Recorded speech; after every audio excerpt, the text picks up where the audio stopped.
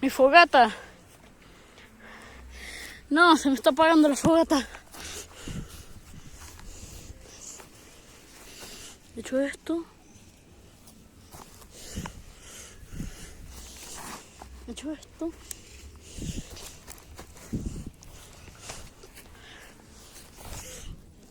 Ahora le echo aceite. Ahora que ya lo tenemos así, agarramos fósforo.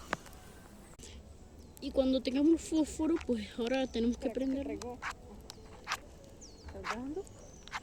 ¿Me ayudas, mamá? Como la vela encendida, tenemos que quemar el papel.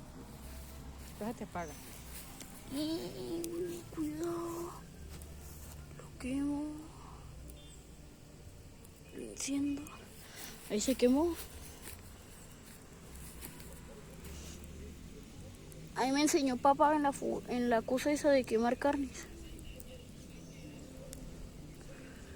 A ver. Bueno, y ahora que ya lo tenemos así, es muy fina.